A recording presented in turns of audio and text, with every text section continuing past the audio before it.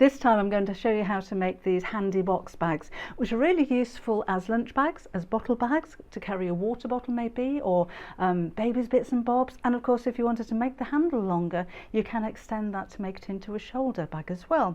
So this is one that we're going to make up in the tutorial, and I'll leave you the details of the measurements for both sizes in the details below. So let's get sewing. So these are all of my pattern pieces. With the outer pieces, I've fused H640, Valiseline H640 to the wrong side. You will need some kind of interfacing on the back of here to give it a little bit of stability.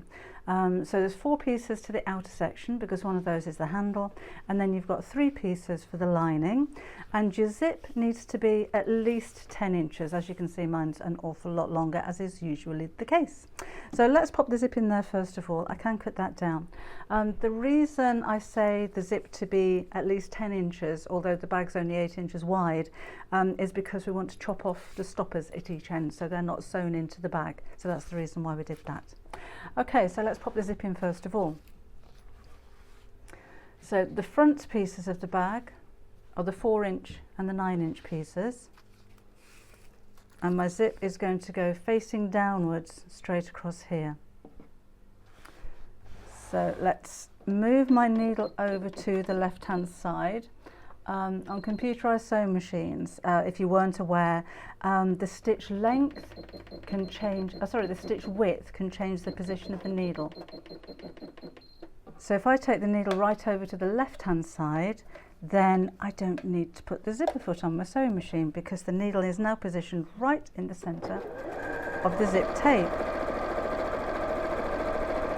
So let's sew that in place. I'm not pinning this, of course. If you prefer to do that, then that's entirely up to you. So that's on the one side here. I can now cut the zip down just on the bottom end, and then the second half of the front of the bag is going to go right sides together to the top of the zip. And I like to sew from the zip side so I can see exactly where my stitch line is. So just like before, line up the edge of the zip with the edge of the fabric, and we'll sew.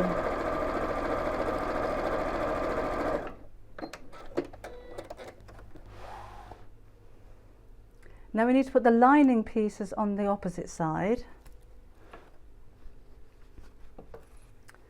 So the shorter piece to the top. I like to sew from this side so I can see where my stitch line is. Match up the edge of the fabric with the edge of the front of the fabric. And we're going to sew straight along the same stitch line that I've just made, and we're sandwiching the zip in between the 2 pieces of fabric.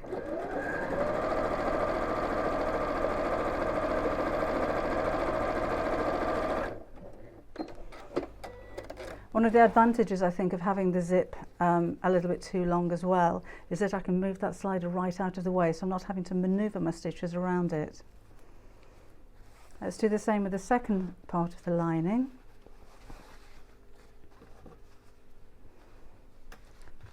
So right sides together, so the zip's trapped in between the 2 pieces,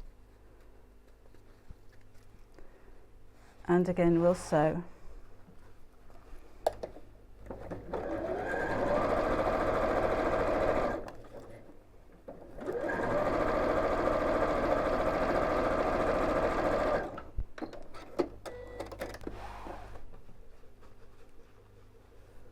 So there's my zip trapped in the center of those 2 pieces. I'm just going to press that just to make it a little bit easier and crisper for when I'm top stitching. It's actually quite a quick bag to make as well, and it would be a nice idea if you're using it as a lunch bag to use some kind of vinyl or coated fabric, a PUL maybe, for the inside of the bag so that it's wiped clean, or even cork would be a nice idea. So again, just pressing that away from the zip.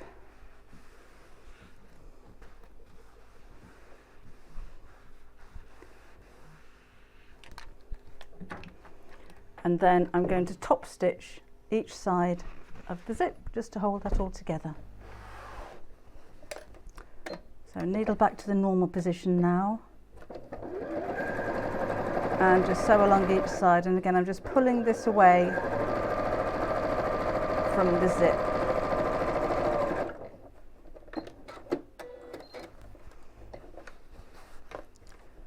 And the same on this side.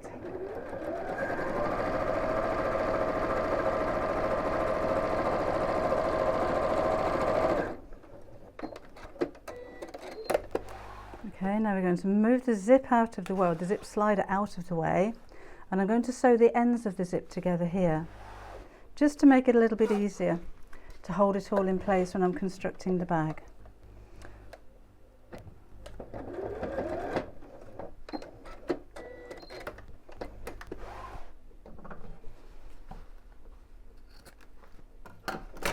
Like so.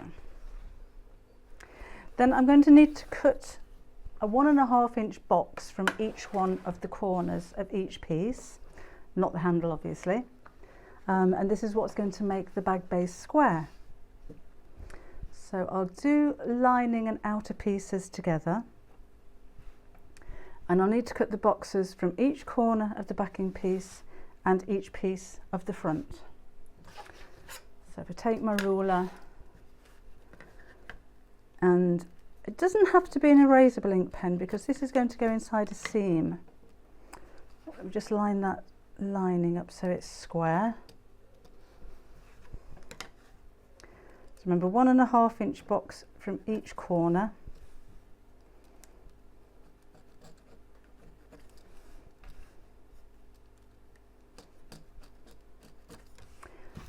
On both pieces.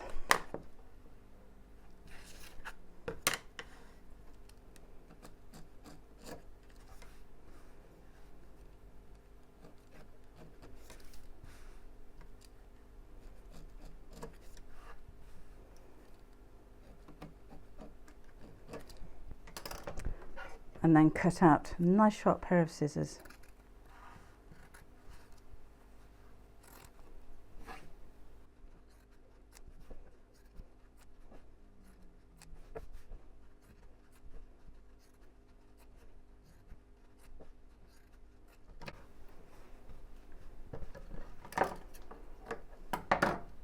And then we're going to make up the handle. And as I said earlier, you can make this longer if you wanted to, and I have actually put some 8640, some interfacing on the wrong side of this as well, so it's quite a kind of a firm handle, it doesn't flop around.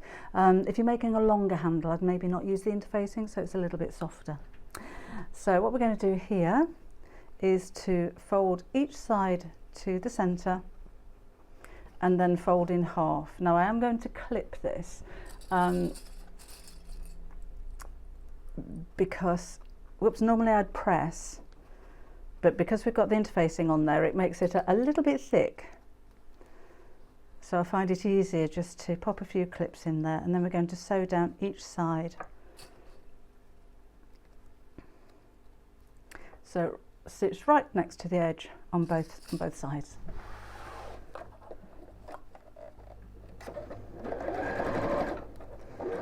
Of course, taking the clips out as you go.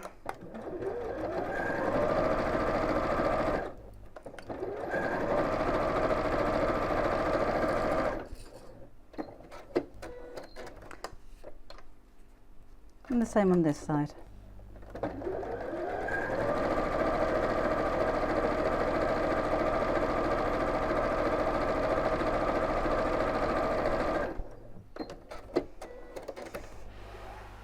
Right, now let's start putting the bag together. So take the front piece and the back piece, and these are going to go right sides together.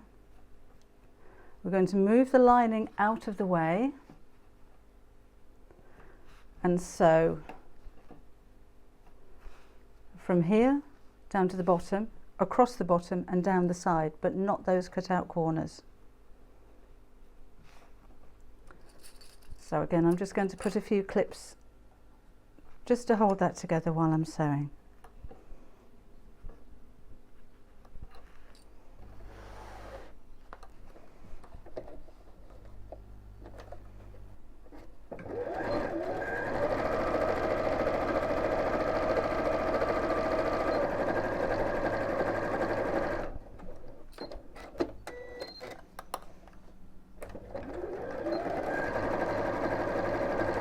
and again straight across the bottom and down the final side.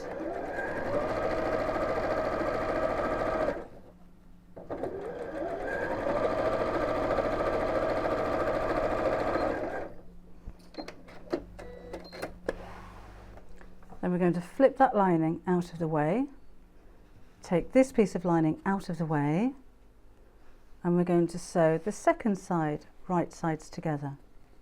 So up here, across there, and then down this side, just from where the zip is.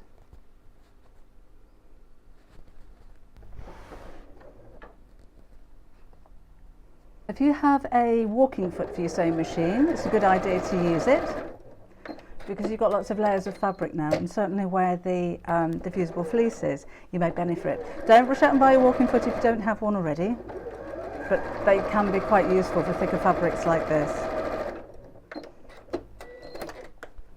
Okay, so I've sewn here, and then just back down this side. Remember, just up to where the zip is. So that's what we've got. What I should have done was to leave the zip open a little bit more. Let me see if I can do that now.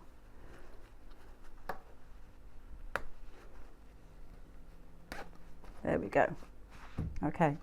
And then the lining section, the lining back section, is going to go right sides together over the front. And just like before, it's only the lining pieces I'm sewing together, so I don't want to sew this section. So again, from the zip, we're going to sew straight down the side. So along this side, but this time we're going to leave a turning gap here in the bottom, right in the centre.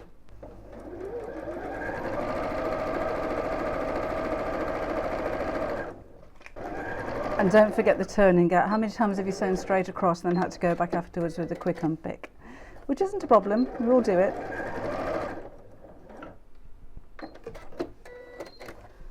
Again, final side here with the lining.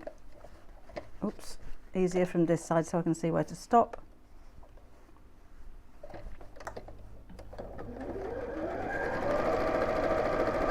And again, I'm going to stop just at the zip here.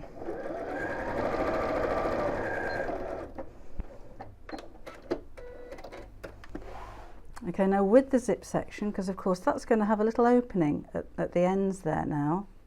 Oh, need to sew this side first, sorry. Just like before, across here, across the top and down the other side, but not sewing through the, not sewing over the cut out corners, what I was going to say.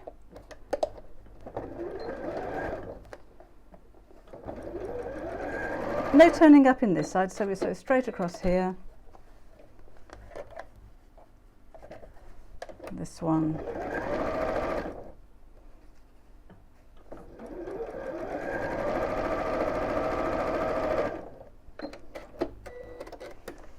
And then down this side up to the zip.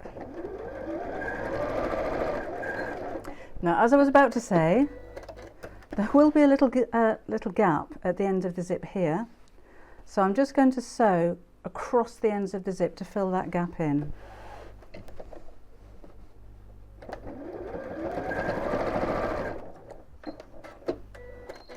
And the same on this side, so just where that little gap is, just to trap the end of the zip inside the seam.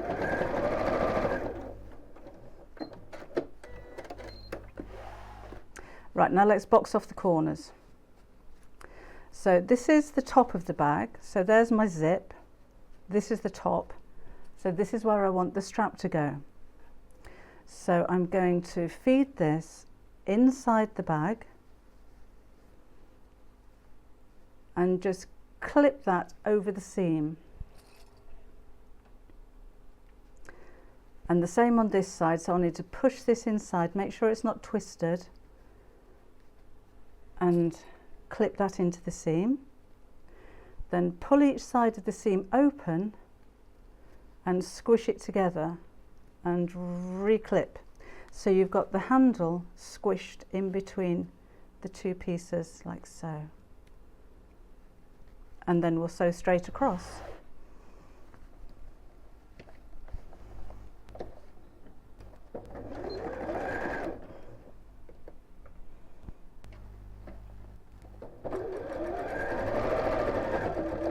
It's very lumpy there now, so just take your time with it.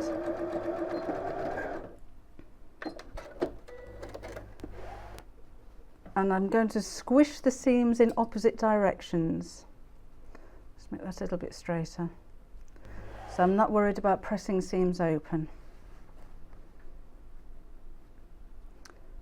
So just rearrange the handle so it's straight. There we go.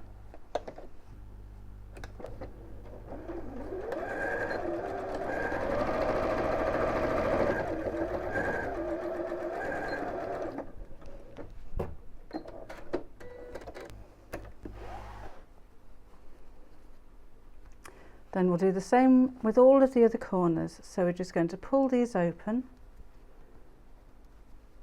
and sew straight across, and we'll do it on each one of these corners.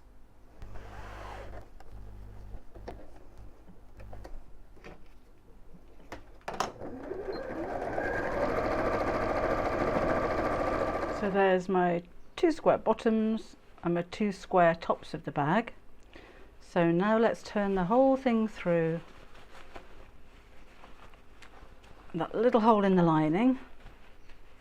That little hole may become a little bit bigger as I'm pulling this through. Oh no, we'll be fine. Now obviously we're going to have a little hole in the base which you'll need to sew closed. So that's up to you whether you want to sew that on your machine or sew it by hand. I'd normally change the colour of my thread, to be honest, to a navy. But just for speed's sake, I'll just do that in the grey.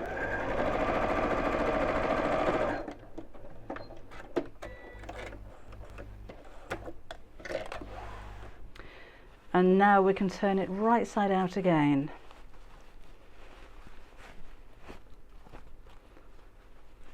So push out the corners.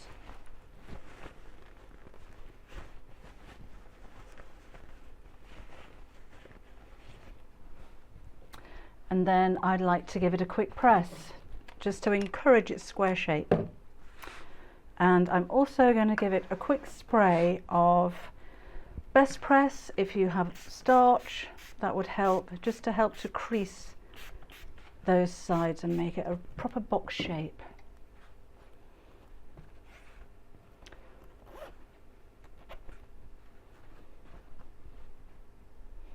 So if you just take the 2 corners, bring my iron over to this side, top and bottom corner, and give them a pull, and we've got a nice crisp line there.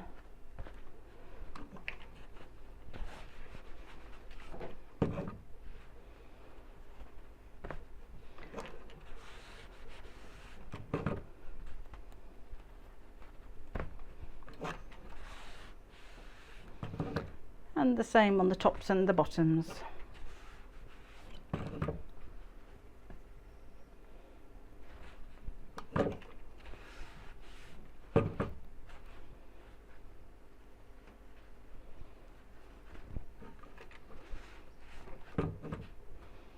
So just across the bottom seams, we're almost there.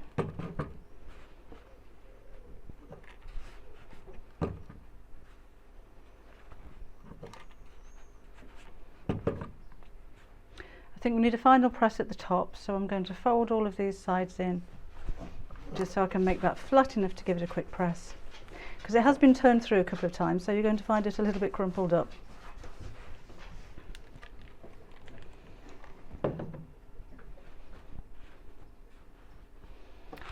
And that is my little box bag finished.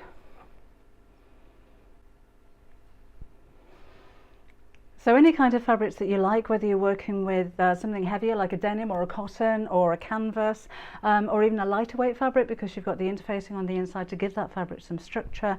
And those are the two sizes that I'm going to give you the details for in the description box. And of course you can make these different sizes as well, just by lengthening or by widening your fabrics. So I hope you enjoy the tutorial. I hope you find these really useful, and best of all, you enjoy making yours. I'll see you soon.